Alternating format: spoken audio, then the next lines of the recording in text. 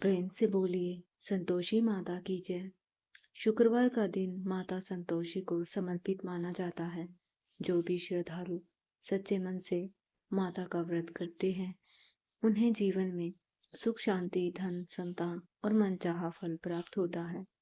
मान्यता है कि यदि शुक्रवार के दिन व्रत रखने के साथ साथ श्रद्धा पूर्वक संतोषी माता की कथा सुनी या पढ़ी जाए तो व्रत पूर्ण माना जाता है और माता शीघ्र प्रसन्न होकर भक्तों की सभी मनोकामनाएं पूर्ण करती है। आज हम आपको संतोषी माता की अत्यंत पवित्र, चमत्कारी और भावपूर्ण व्रत कथा का विस्तार से सुनाने जा रहे हैं, जिसे सुनने मात्र से मन को शांति, जीवन को नई दिशा प्राप्त होगी। बहुत समय पहले की बात है। एक छोटे से गांव में एक वृद्धा रहती थी। उसके 7 पुत्र थे। 6 पुत्र बहुत मेहनती और कमाने वाले थे, जबकि सबसे छोटा पुत्र सीधा साधा और भोला था। वह कोई विशेष काम नहीं करता था, इसलिए घर के लोग उसे निकम्मा समझते थे। वृद्धा माँ अपने छहों बेटों को प्रेम से स्वादिष्ट भोजन खिलाती, लेकिन सबसे छोटे बेटे को हमेशा बचा खुचा भोजन देती। छोटे बेटे को अपनी माँ पर बड़ा विश्वास था।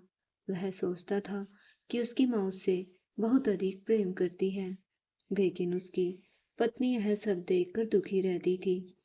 एक दिन पत्नी ने धीरे से कहा, स्वामी, आपकी माता जी आपको उतना प्रेम नहीं करती जितना आप समझते हैं। वे आपको अपने बाकी बेटों का झूठा भोजन देती है। पति ने कहा, नहीं, ऐसा कभी नहीं हो सकता। मेरी माँ मुझे बहुत चाहती है। पत्नी बोली, यदि विश्वास नहीं है तो स्वयं देख लेना। कुछ दिनों बाद घर में बड़ा त्योहार आया। घर में तरह तरह के पकवान बने। चूरमे के लड्डू बने, खीर, पूरी और अनेक स्वादिष्ट व्यंजन तैयार किए गए। छोटे बेटे ने अपनी पत्नी की बात की परीक्षा लेने की ठानी। उसने सिर दर्द का बहाना बनाया और रसोई के पास पतला कपड़ा ओढ़कर लेट गया, ताकि सब कुछ अपनी आंखों से देख सके।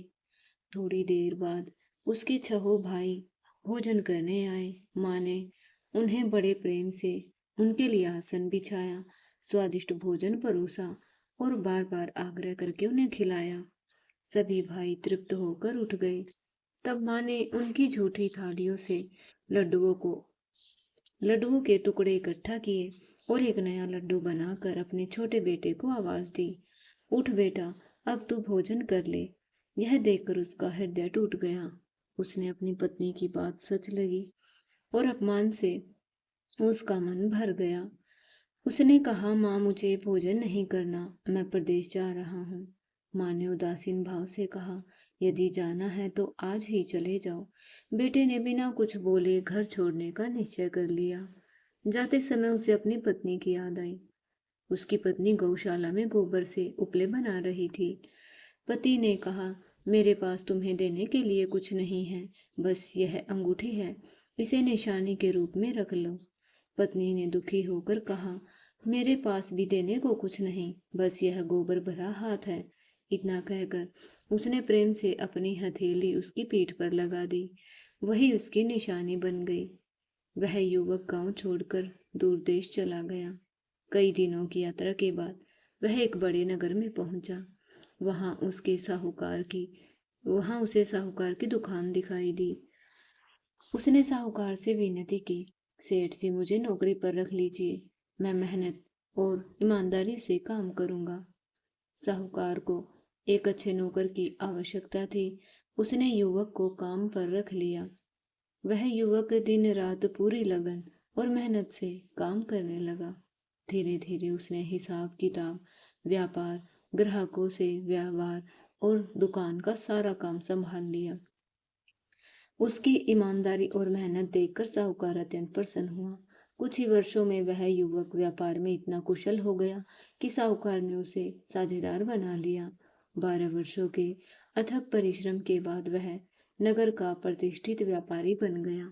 धन, वैभव और सम्मान सब कुछ उसके पास आ गया, लेकिन उसने कभी अपनी पत्नी की सूध नहीं ली। इधर गांव में उसकी पत्नी पर दुखों का पहाड़ टूट पड़ा। सास और जेठानी उसे दिन रात ताने देती। उससे घर का सारा काम करवाया जाता। उसे जंगल से लकड़ियां लानी पड़ती। खाने के लिए उसे भूसी रोटी मिली रोटियां दी जाती और टूटे नारियल के खोल में पानी मिलता। फिर भी वह सब कुछ सहती रही। उसके मन में केवल अपने पति के लौटने की आशा थी। एक दिन वह जंगल से लकड़ी लेने जा रही थी। तब रास्ते में कुछ स्त्रियों को व्रत करते देखा। वे सभी बड़ी श्रद्धा से संतोषी माता की कथा सुन रही थी। उसने उत्सुकता से पूछा, बहनों, आप किस देवी का व्रत कर रही हैं? इस व्रत से क्या फल मिलता है? तब एक स्त्री ने कहा, यह संतोषी माता का व्रत है। इस व्रत को करने से निर्धनता दूर होती है, घर में सुख शांति आती है, पति पत्नी का प्रेम बढ़ता है और मन की सभी इच्छाएं पूरी होती है। जो स्त्री सच्चे मन से यह व्रत करती है, उसकी हर मनोकामना पूरी होती है। उस स्त्री ने व्रत की विधि भी समझाई। उसने कहा, हर शुक्रवार को श्रद्धा और प्रेम से व्रत करना चाहिए। गुड़ और चने का भोग लगाना चाहिए, कथा सुननी चाहिए और सबसे महत्वपूर्ण बात, इस दिन खटाई का सेवन नहीं करना चाहिए। व्रत पूरा होने पर उद्यापन करना चाहिए और 8 बालकों को भोजन कराना चाहिए। यह सुनकर वह स्त्री अत्यंत प्रसन्न हुई। उसने लकड़ियां बेचकर कुछ पैसे जुटाए और उनसे गुड़ और चना खरीदा। फिर वह संतोषी माता के मंदिर में गई और बोली, रोते हुए बोली, हे माँ, मैं दुखी हूँ, अज्ञानी हूँ, मुझे कुछ नहीं आता, बस मुझे अपनी शरण में ले लो। माता को उस पर दया आ गई। चमत्कार देखिए, अगले ही शुक्रवार उसके पति का पत्र आया। तीसरे शुक्रवार को उसके द्वारा भेजा गया धन भी पहुंच गया। घर वालों को यह देखकर जलन होने लगी, लेकिन वह स्त्री धन से खुश नहीं थी। वह तो अपने पति के दर्शन पाना चाहती थी। वह रोते हुए मंदिर पहुंची और बोली, हे माँ, मुझे धन नहीं चाहिए, मुझे मेरा सुहाग चाहिए। माता उसकी भक्ति से प्रसन्न हुई और बोली, पुत्री, तेरा पति शीघ्र लौटेगा। उधर संतोषी माता उस व्यापारी के स्वप्न में प्रकट हुई। उन्होंने कहा, तेरी पत्नी बहुत कष्ट झेल रही है, अब तुझे घर लौटना चाहिए। व्यापारी ने कहा, माँ, मैं जाना तो चाहता हूँ, पर व्यापार और हिसाब किताब में फंसा हूँ। माता ने कहा, कल सुबह स्नान कर मेरा नाम लेना, दीपक जलाना और दुकान पर बैठ जाना। सारा काम अपने आप पूरा हो जाएगा। अगले दिन उसने वैसा ही किया। उसका सारा माल बिक गया, लेन देन समाप्त हो गया और उसके पास धन का ढेर लग गया। उसने प्रसन्न होकर गहने, वस्त्र और अनेक उपहार खरीदे और घर लौटने के लिए निकल पड़ा। इधर उसकी पत्नी रोज की तरह लकड़ियां लेकर लौट रही थी। रास्ते में वह माता संतोषी के मंदिर में विश्राम करने बैठ गई। तभी उसने दूर धूल उड़ती देखी और माता से पूछा, माँ, यह धूल कैसी उड़ रही है? माता ने मुस्कुराकर कहा, पुत्री, तेरा पति आ रहा है। माता ने उसे एक उपाय बताया। उन्होंने कहा, 3 लकड़ियों के गट्ठर बना, एक नदी किनारे रख, दूसरा मंदिर पर और तीसरा अपने सिर पर लेकर घर जाना। घर पहुंचकर जोर से कहना, लो सासू जी, लकड़ी का गट्ठा लो, भूसी की रोटी दो, नारियल के खोपर में पानी दो। कुछ ही देर में उसका पति वहां पहुंच गया। उसने विश्राम किया और फिर गांव पहुंचा। तभी उसकी पत्नी ने वही वचन बोले। पति ने अपनी पत्नी की दशा देखी तो उसका हृदय पिघल गया। उसने माँ से अलग घर मांगा और अपनी पत्नी को सम्मान के साथ वहां से ले जाकर रखने लगा। शीघ्र ही उसका जीवन सुख समृद्धि से भर गया। कुछ समय बाद स्त्री ने संतोषी माता के व्रत का उद्यापन करने का निश्चय किया। उसने जेठ के लड़कों को भोजन के लिए बुलाया, लेकिन जेठानी ने बच्चों को सिखाया कि भोजन के समय खटाई मांगना। भोजन करते समय बच्चों ने खटाई मांगी। भोली स्त्री ने उन्हें पैसे दे दिए और बच्चों ने जाकर इमली खरीद कर खा ली। इससे व्रत भंग हो गया और माता अप्रसन्न हो गई। उसके पति को राजा के सैनिक पकड़ ले गए। वह रोती हुई माता के मंदिर पहुंची और बोली, माँ, मुझसे क्या भूल हुई? माता ने कहा, पुत्री, तेरे व्रत में खटाई आ गई थी। उसने क्षमा मांगी और फिर से नियम पूर्वक व्रत किया।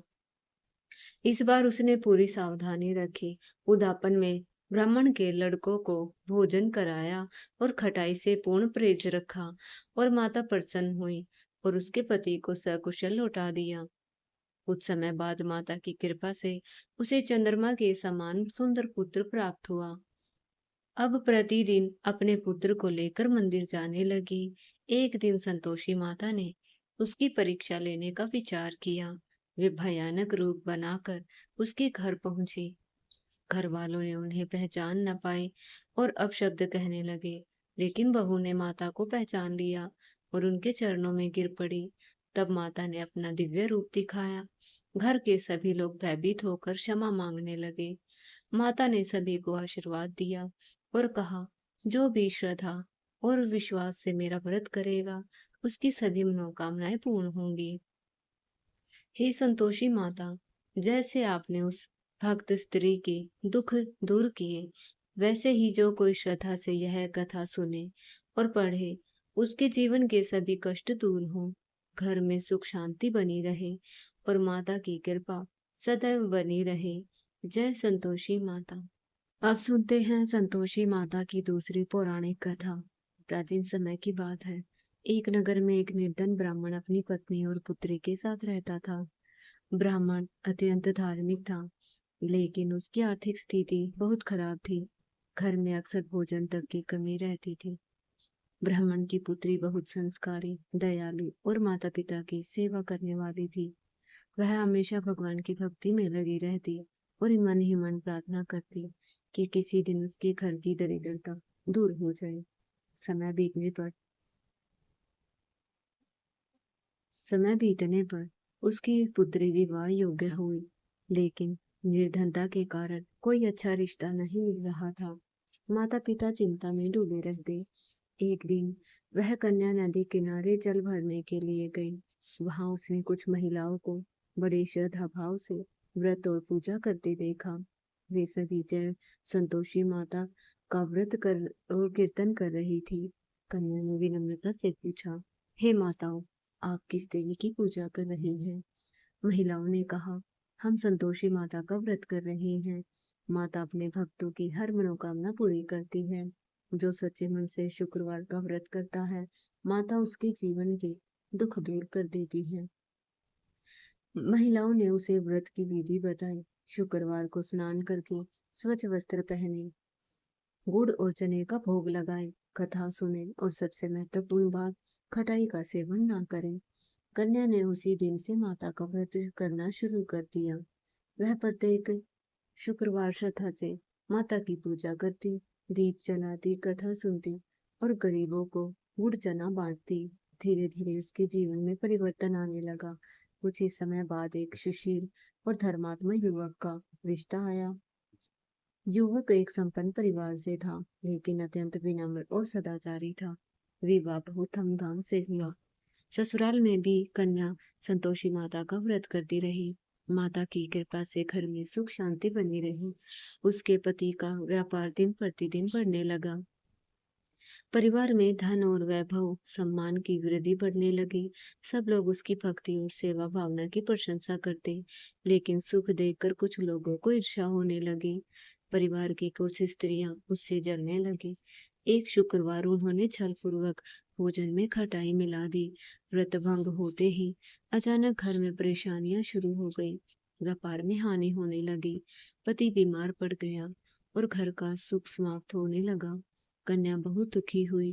उसने माता से प्रार्थना की, हे संतोषी माता, यदि मुझसे कोई भूल हुई हो तो मुझे क्षमा करे। तभी उसे याद आया कि उसके व्रत में खटाई का दोष लग गया था। उसने निश्चय किया कि अब वह और अधिक श्रद्धा से व्रत करेगी। उसने पूरे नियम और भक्ति के साथ शुक्रवार का व्रत शुरू किया। कई शुक्रवार तक उसने निरंतर माता की पूजा की, गरीब बच्चों को भोजन कराया, कथा सुनी और उसकी सच्ची भक्ति देखकर माता प्रसन्न हुई। धीरे धीरे सारी विपत्तियां समाप्त होने लगी। उसका पति भी स्वस्थ हो गया, व्यापार फिर से चल पड़ा और घर पहले से अधिक सुख समृद्धि वाला हो गया। उस दिन से नगर में संतोषी माता की महिमा फैल गई। लोग श्रद्धा से शुक्रवार का व्रत करने लगे और माता की कृपा प्राप्त करने लगे। हे संतोषी माता, जैसे आपने उस भक्त स्त्री के सभी दुख दूर किए, वैसे ही जो कोई श्रद्धा और विश्वास से आपका व्रत करे और यह कथा पढ़े या सुने, उसके जीवन के सभी संकट दूर हो, घर में सुख शांति बनी रहे और माता की कृपा सदैव उस पर बनी रहे। जय संतोषी माता।